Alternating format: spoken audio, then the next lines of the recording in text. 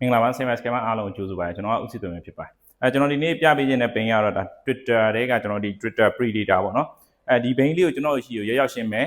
ဒီ Twitter Predator ဘိန်းအပြင်ကိုနောက်ပြီးတော့ Twitter Unfight အနှက်ရောင်လေးပေါ့နော်အဲ့ဘိန်းလေးပါကျွန်တော်အားပေးပါပေါ့နော်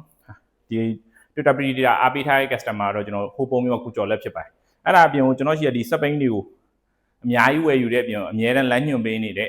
ကျွန်တော်တို့ဒီဟိုပုံမျိုးကကိုခွန်ထွန်းကြော်လေကျေးဇူးအများကြီးတင်ပါတယ်အဲ့တော့ကျွန်တော်တို့ဗာဘိန်းလေးဝယ်ထားတယ်ဆိုကြည့်ကြဒါတော့ Twitter Predator ကျွန်တော်ဒီ tag gray နဲ့ကျွန်တော်ဒီအနက်နဲ့ပေါ့နော်2 color 2 tone set ထားတဲ့ဟာလေးဖြစ်ပါတယ် Surround S6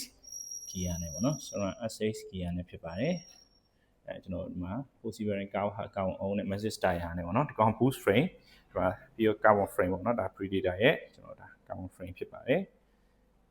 နောက်ဒီမှာကျွန်တော် brake တွေကအစား USA SRAM level brake တွေဖြစ်တယ်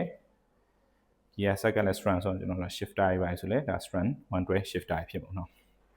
နောက်ဒီမှာ Twitter ရဲ့ boost valve ကျွန်တော်ဒီမှာ air valve ကိုမြင်ရမှာဖြစ်ပါတယ်ရှေ့မှာဆိုလဲဒါ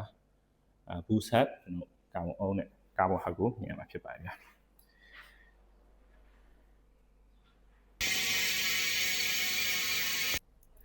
ခုနကဘိန်းပြင်ဒီဟိုပုံကမိတ်ဆွေတွေကျွန်တော်ဒီ R5 ဒီ R5 လေးပေါ့နော် R5 လေးလည်းအားပေးထားတယ်သူက Shimano Theory gear နဲ့ first day ကတော့ကျွန်တော်ဒီနေ့ကပြလို့ပဲ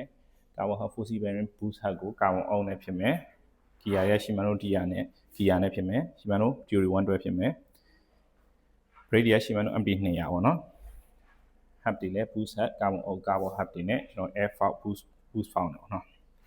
ဒီခုနက Predator လေးပြင်ဒီ Twitter Unfight လေးကိုအားပေးပါဖြစ်ပါတယ်အခုလိုရုံးအားပေးကြတဲ့ဟိုပုံမျိုးမိတ်ဆွေအားလုံးကိုကျေးဇူးများတင်ပါတယ်